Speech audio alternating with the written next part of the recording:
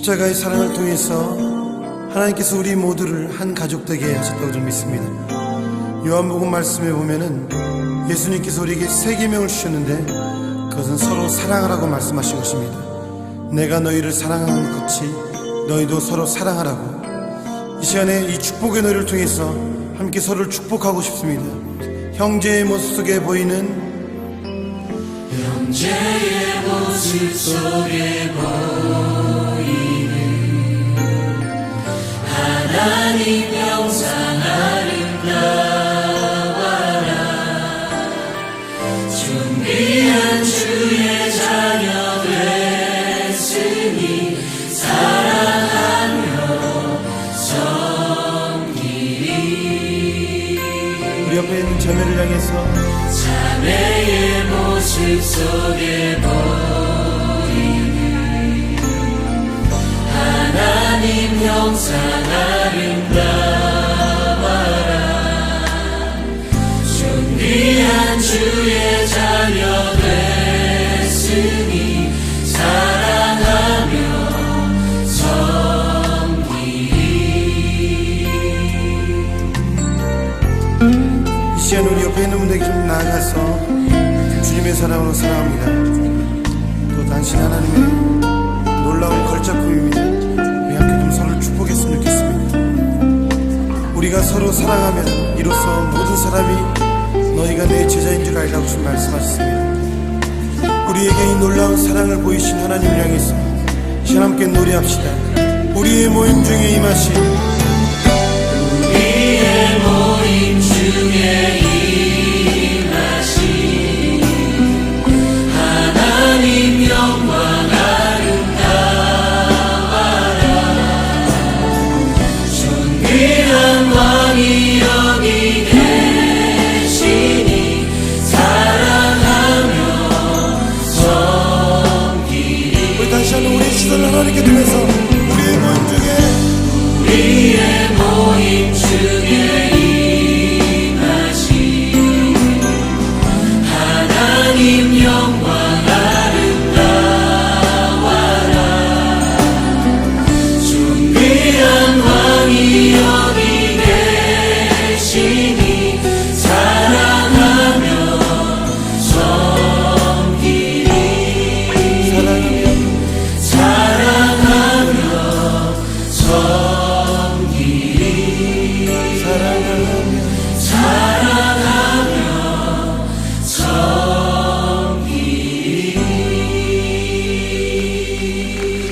할렐루야. 주님 사랑합니다.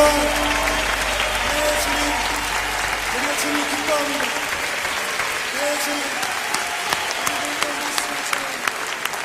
우리 주님 기뻐합니다.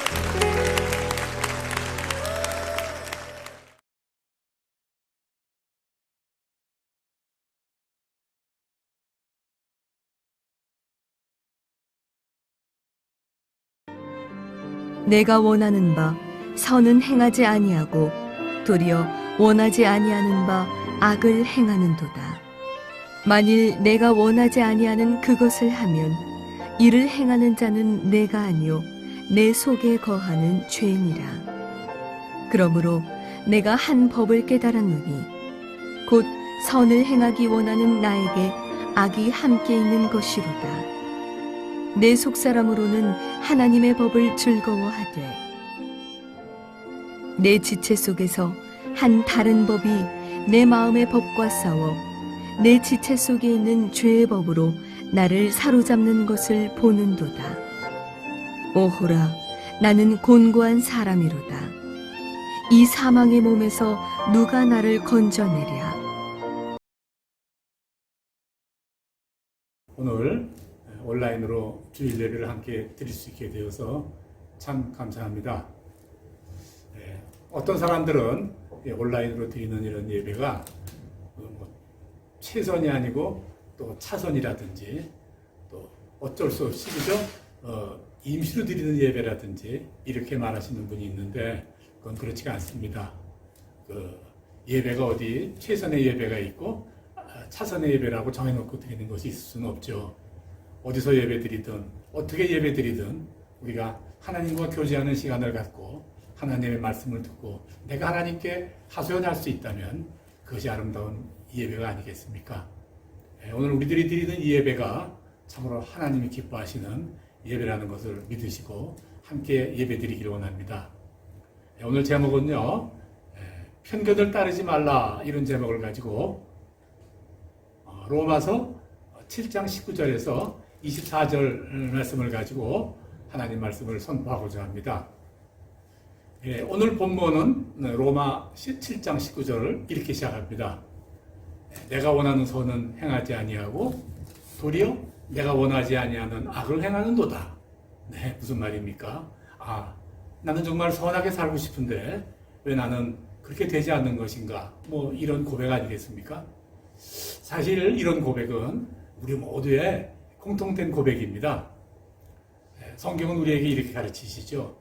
유혹의 욕심을 따라 썩어져가는 구습을 쫓는 삶을 이렇게 버려버리고 의와 진리와 거룩함으로 사는 삶을 살아라.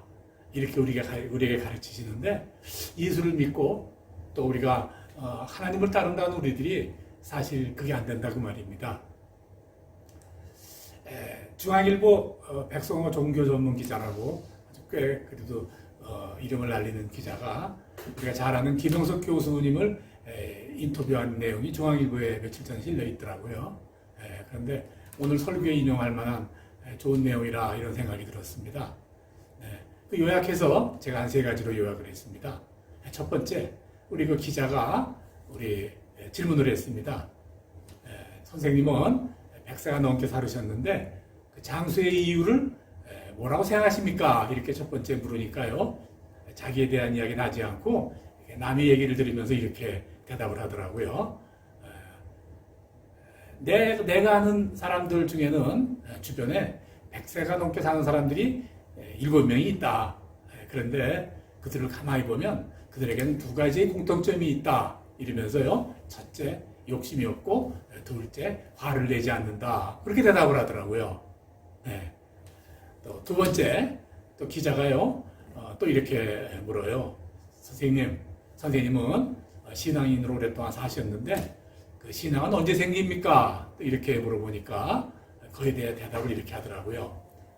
인간은 자기 한계를 깨달을 때 비로소 그때 신앙이 생깁니다. 내가 내 입술로 내 인생의 짐은 내가 해결할 수 없습니다, 하나님. 그렇게 고백할 때 성실을 지나 경건의 마음을 열겠습니다. 이렇게 고백할 때 그게 바로 신앙이다. 이렇게 대답을 하더라고요. 오늘 이 대화 중에 성실을 지나 경건으로 마음을 열겠습니다. 하나님께 고백하라고 그랬는데, 이 성실을 지나 경건으로 마음을 열겠다, 이 부분에 대해서는요, 제가 좀 설명을 좀 첨부해야 될 것 같습니다. 성실이란 말은요, 최선을 다해서 열심을 다하는 거, 그거 말하죠. 그럼 경건은 뭡니까? 경건은요, 우리가 기도와 말씀, 이런 영적인 생활에 아주 노력하는 삶을 그걸 경건이다 그러죠. 그러니까요, 성실을 지나 경건으로 살겠습니다라고 하나님께 고백하라 하는 이 말은요, 내가 열심히 노력하여 산다고 되는 것이 아니로구나. 인생은 그렇게 열심히 산다고 되는 게 아니로구나. 그걸 깨닫고요, 열심과 노력을 바로 기도와 말씀으로 이렇게 바꾸는 것, 그걸 우리가 신앙이라고 그러죠. 성실을 지나 경건이라는 말씀은 바로 그런 말씀입니다. 이제 마지막으로 세 번째, 기자가 이렇게 또 묻습니다. 선생님, 행복이 무엇입니까? 이렇게 또 물어보니까 그에 대한 대답은요, 내가 100년을 살았는데 100년을 돌아보면 사랑이 있는 고생이 가장 행복이었습니다. 이렇게 대답을 하더라고요. 그러면서 이어서요, 지금도 사랑이 있는 고생을 하고 있으니까 나는 지금 행복합니다. 이렇게 대답을 하더라고요. 오늘 기자가 세 가지를 질문을 한 건 아니에요. 뭐 여러 가지 많은 질문을 했는데 제가 그 중에 요점이 날 만한 것, 또 필요한 것만 발췌를 한 건데, 이 주제 하나하나가 말이죠, 그렇게 쉽지 않은 주제입니다. 사실 뭐 이거 가지고 이렇게 책 쓴 거 보면은요, 아주 유명한 석학이라는 분들도 아주 어렵게 쓴 분들이 많아요. 도대체 어려운 문제를 이렇게 해결하려고 책을 봤다가요, 또 더 복잡해지는 경우도 사실은 많아요. 근데 이렇게 사실은 쉽지 않은 주제인데, 이 대답은 뭐 우리가 다 들으신 대로 대단히 단순 명료하고 아주 쉽지 않습니까? 아주 쉬워요. 네. 바로 이런 삶, 이것이 바로 우리가 정말 이렇게 살았으면 좋겠다 하고 원하는 삶이다 그 말입니다. 예, 우리가 기획을 되살리기 위해서, 확실하게 하기 위해서 다시 한번 복기를 해볼까요? 선한 삶은 첫째, 욕심이 없고 화를 내지 않는 것이다. 둘째, 내 힘, 내 능으로 인생은 살 수 없다는 것을 아는 것이다. 셋째, 사랑이 있는 고생을 하는 것이다. 이렇게 세 가지로 우리가 요약을 할 수가 있어요. 네. 그렇죠. 예, 선한 삶, 뭐 우리가 살려고만 모른다면 얼마나 쉽습니까? 참 단순하지 않습니까? 쉽지 않습니까? 그런데요, 그렇게 사는 사람들이 사실은 그렇게 많지 않습니다. 예. 오히려 대부분의 사람들은요, 악을 행하고 살아요. 저나 여러분이나 다 그렇죠. 그러고 나서 어떻게 합니까? 고통스러워하죠. 갈등하죠. 네. 7장 15절에 이렇게 말씀하시죠. 내가 행하는 것을 내가 알지 못하노니 곧 내가 원하는 것은 행하지 아니하고 도리어 미워하는 것은 행함이라. 오남은 내게 있으나 선을 행하는 것은 없노라. 그러고 나서 24절 이렇게 고백해요. 나는 공고한 자로다. 이 사망의 몸에서 누가 나를 건져낼까? 네, 그런단 말이에요. 네.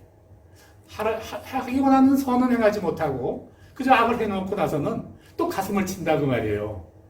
나는 왜 이럴까? 나는 왜 이럴까? 그렇죠? 나는 왜 내가 원하는 그런 선한 일을 행하지 못하고 도리어 미워하는 것을 나는 행하고 있을까? 로마서 7장 20절 오늘 본문에서 그 답을 이렇게 말씀하세요. 자, 제가 읽겠습니다. 로마서 7장 20절이에요. 만일 내가 원하지 아니하는 그것을 하면 이를 행하는 자는 내가 아니요 내 속에 거하는 죄니라. 이렇게 이야기를 하세요. 성경의 대답을 한마디로 말씀드리면 그건 죄 때문이야. 이렇게 말씀하시는 거예요. 네. 내 속에 있는 죄가 선한 일을 행하려 하는 나를 막고 오히려 내 속에 있는 죄가 원하는 바로 그 악을 해야 한다. 이렇게 설명하시는 거죠. 네. 계속해서 21절부터 23절까지 또 설명을 계속하세요. 네. 제가 또 봉독해 올리겠습니다. 그러므로 내가 한 법을 깨달았노니 곧 선을 행하기 원하는 나에게 악이 함께 있는 것이로다. 내 속사람으로는 하나님의 법을 즐거워하되 내 지체 속에서 다른 한 법이 내 마음의 법과 싸워 내 지체 속에 있는 죄의 법으로 나를 사로잡는 것을 보는도다. 이게 무슨 말이에요? 한마디로 정리하면요, 내 마음속에 두 개의 나가 있다 그 말 아닙니까? 네, 두 개의 마음. 하나는요 선한 것을 행하려는 나와 또 악한 것을 행하려는 나, 이 두 개가 있다 이 말 아니겠습니까? 그런데 이 둘이 막 서로 싸워요. 싸우는데 누가 이기느냐 하면 항상 악이 이긴다고 말이죠. 결과를 보면 항상 악이 있는다. 항상 선을 행하려는 내가 진다 그 말이에요. 그러니까 내가 자꾸 악한 일만 행하는 것이다 그 말이죠. 성경 그렇게 설명하세요. 그러면 이제 우리가 왜 항상 죄가 이깁니까? 내 안에 선이 있고 악이 있고 두 가지가 동시에 있는 것도 좋다. 그런데 왜 항상 죄가 이깁니까? 우리 그 질문에 대한 답을 찾아야 될 거예요. 답은요, 죄가 먼저 들어왔기 때문입니다. 죄가 먼저 내 마음에 들어왔기 때문이에요. 마음에는 마음의 법이 있어요. 그 법이 뭐냐면요, 내 마음에 먼저 들어온 것이 항상 이깁니다. 그래서 우리가 원죄가 문제죠. 아담으로부터 시작된 원죄. 그게 가장 먼저 들어온 거 아닙니까? 마음의 질서는요, 마치 비유한다면 군대 질서 같아요. 하루라도 먼저 이렇게 부대 정문 통과한 그런 병사가요, 항상 선임이에요. 항상. 나의 삶 가운데 끊임없이 죄가 승리하고 있는 것은, 악이 이기고 있는 것은 내 안에 그것들이 먼저 들어왔기 때문입니다. 그 이유예요. 먼저 들어온 바로 그 죄가요, 나를 편파적이며 또 공정하지 못한 그런 행동을 하게 만들었단 말이죠. 편파적이고 공정하지 못한 것. 이게 뭡니까? 이걸 우리가 편견이다. 우리가 그렇게 말하고 있어요. 편견. 네. 그래서요, 죄라는 게 어떻게 사는 것이냐 그러면요, 글쎄 여러 가지가 설명할 수 있겠지만 분명한 것은요, 죄가 이긴 삶은 어떻게 사는 것이냐 그러면 그 모습은 바로 편견의 삶이에요. 편견. 예. 그러니까 편견이 뭔가 한번 좀 자세히 알아볼 필요가 있죠. 편견을요, prejudice 이렇게 우리가 단어로 표시하죠. 이게 원어 라틴어에서 나온 말인데 이 말은요, 먼저 이루어진 판단, 그런 뜻이에요. 네. 가장 먼저 판단을 했다 이 말이죠. 그게 바로 편견이에요. 네. 그러니까 가장 먼저 이루어진 판단은요, 맞고 그르고 좋고 나쁘고를 판단할 그럴 여지도 없이 그래서 내가 먼저 가장 받아들인 생각, 그게 바로 편견이다 그 말이죠. 네. 그러니까 가장 좋은지 나쁜지도 모르고, 그런지 뭐 어떤지도 모르고, 그죠? 맞는지 틀리는지도 모르고, 그죠? 내가 가장 먼저 받아들였는데 그것이 바로 내 마음에 딱 자리 잡고 앉아서 뒤에 따라오는 모든 생각들을 다 이긴다 그 말이에요. 그게 참 우리 선조들이 흰살 버르저르까지 간다라고 이렇게 말을 했는데 저거 상당히 타당한 말이다 그렇게 생각을 해요. 네, 맞네. 예. 그걸 좀 이해하기 좋게 설명한다면, 편견이요. 그 이해하기 설명한다면, 첫사랑, 그런 것도 일종의 편견 아닐까 합니다. 첫사랑 어떻습니까? 이게 좋은 건지 나쁜 건지 맞는지 그러는지, 그런 거 하나도 모르고, 그냥 내 마음에 들어왔어요. 그리고 어떻습니까? 잘 모르겠습니다. 예. 아마 오랜 세월 동안 어떤 사람들은 세상을 떠날 때까지도 그걸 마음에 품고 있는 사람이 있다. 제가 그런 말씀을 들었어요. 가정적인 영향을 주죠. 또 먹는 것도 그래요. 네. 천없는 음식을 갖다 줘도요, 어렸을 때 제일 처음 먹어본 맛있는 음식, 그 맛있는 음식은요, 일생 어떤 음식도 따라가지 못해요. 아무리 좋은 음식을 먹어도, 아무리 귀한 음식을 먹어도요, 그 음식 따라가지 못하는 거예요. 일종의 편견이에요, 음식. 네. 그렇게 하면 이해가 좀 쉽겠죠. 네. 저로서는 그러면 음식에 대한 편견이 뭐냐?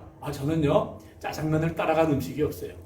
아무리 천하없이 좋은 음식을 준다고 해도요, 짜장면을 따라갈 수 없어요. 근데 요새 짜장면이 많이 이렇게 바뀌어져가지고 예전 맛이 아니더라고요. 네. 불필요한 걸 많이 넣기는 했는데, 고기니 해물이니 비싼 걸 많이 넣었는데, 그거 별로. 그래서 돼지고기 비계 예전에 그렇게 넣고 그렇게 만든 그저 짜장면. 그건 제가 좋아하는데, 사실은 그것도 편견의 일종이에요. 자, 다시 한번 말씀드리지만, 편견은 그것이 맞고, 그르고, 옳고, 그르고, 이런 거 따질 것이 없이요. 그게 별로 중요하지 않아요. 그냥 다른 모든 생각을 이기는 거예요. 네. 교회 다니는 것도 그래요. 어떤 사람들요, 교회라고 그러면 아주 싫어하는 사람이 있어요. 무조건 싫어해요. 네, 무조건. 왜 그렇게 싫어하냐 그러면 무조건 싫다 그러죠. 어쩌다가 그러면 싫은 거 한번 말해보라 하고 이야기 붙이면 전혀 얼토당토하는 거, 사리도 맞지 않는 거, 그런 이유를 대가면서 교회 싫다 그래요. 왜 그럴까요? 가장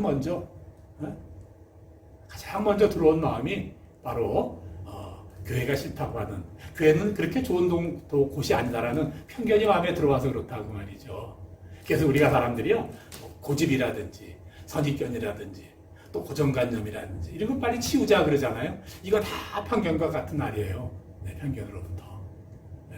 사실 편견이 드물긴 해도요, 간혹 좋은 편견도 있을 수 있죠, 그죠? 가장 먼저 좋은 게 들어오면 그게 좋겠죠. 네. 그러나 편견은 대부분의 사람들을요, 아주 악하게 만들고요, 또 세상을 불화하게 만들어요. 네. 네. 제가요, 독일 사람들이요, 얼마나 질서 있고 얼마나 괜찮은 민족이에요. 원칙에 입각해서 하던 사람들 아니겠어요?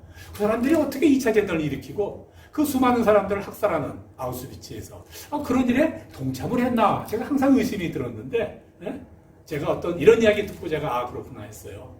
그 유대인들을 이렇게 죽이기 위해서 모아놓은 수용소에는요, 화장실이 따로 없었대죠. 그냥 나에다가 그냥 대소변을 보도록 그렇게 만들어 놨는데, 그 이유가 유대인들은 바로 대소변조차도 구별할 필요가 없는 그런 존재들이다라는 생각을 보여주기 위해서 그랬고요. 실제 그런 생각을 갖고 있었다고 그래요. 예. 참 편견이란 무서운 겁니다. 제가 얼마 전에요, 그 편견에 대한 이야기라고 할 수 있는 그 다큐멘터리 하나를 봤습니다. EBS 교육방송에서 다문화 구구열전 이런 게 있어서 호기심이 나서 하나를 이렇게 눌렸더니요. 이런 내용이에요.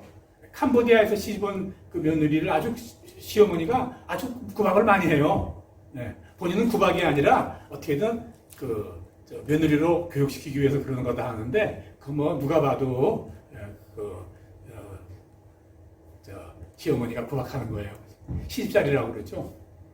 왜 저 할머니가 저러나? 왜 저분이 저러나? 제가 궁금했는데요. 문제는 시어머니에게 편견이 있더라고요. 네. 그 시어머니가 어떻게 생각하냐면요. 동남아에서 온 여자들은요.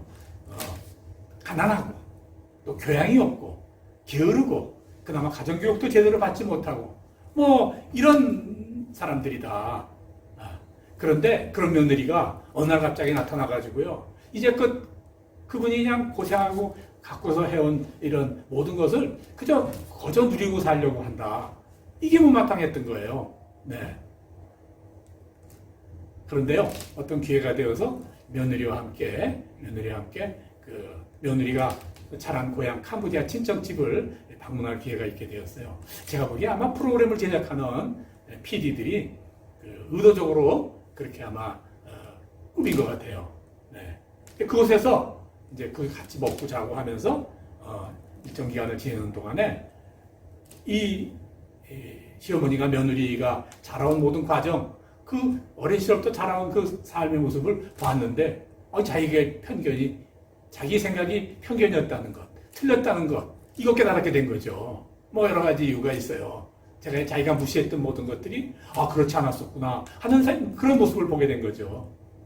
해피엔딩으로 끝나는 것 같은데 뭐 나중에 그 후기는 어떻게 되는지 모르겠습니다. 편견을 따라 살면 안 됩니다. 실패합니다. 불행해집니다. 그러므로 내 삶에서 편견을 버려야 됩니다. 그런데 그게 말같이 쉽지가 않습니다. 왜냐하면요, 내가 갖고 있는 이 생각이, 내가 살고 있는 이 삶이 편견으로부터 비롯된 것인지 그거를 아는 사람들이 거의 없다는 겁니다. 이것이 맞다고 생각한단 말이죠. 내가 생각하는 이 생각, 내 행동이 옳다고 생각한단 말이죠. 그러면 어떻게 합니까? 네. 뭐 불가능한 겁니까? 성경은요, 스가랴서 4장 6절에서 이렇게 우리에게 가르치세요. 이는 힘으로 되지 아니하고 능으로 되지 아니하고 오직 나의 신으로 되느니라. 네. 이건 뭐 애쓴다고 되는 게 아니고 또 뭐 내가 능력이 있다고 되는 것도 아니고 이건 하나님의 성령으로만 된다 그 말이죠. 그래요. 내 삶을 지배하고 나를 컨트롤하는 그런 편견이라는 존재는요, 성령으로서만 그것을 이길 수가 있어요.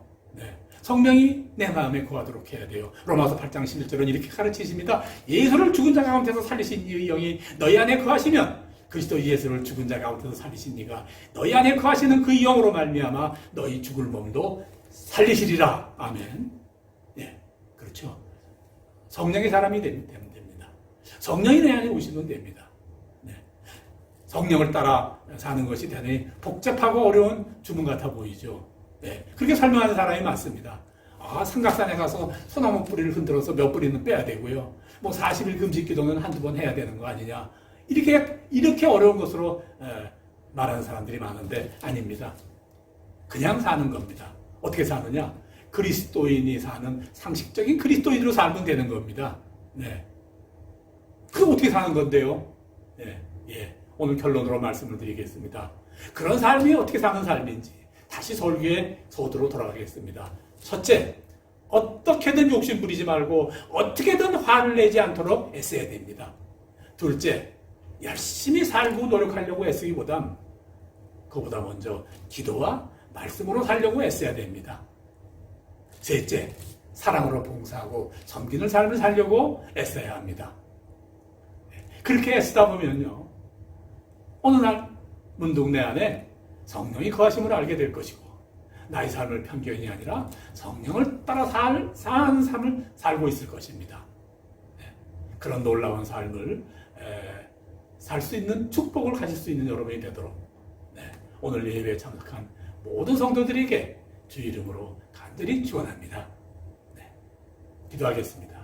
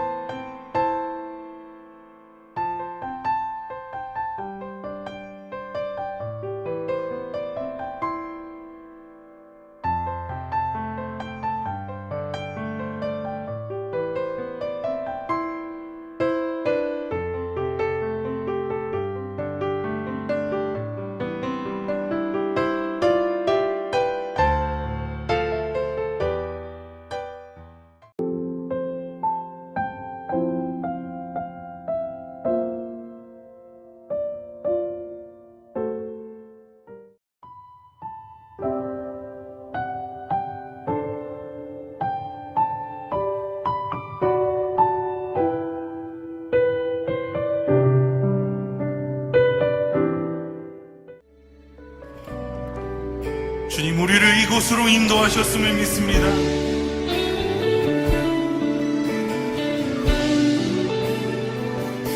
주를 위한 이곳에, 주를 위한 이곳에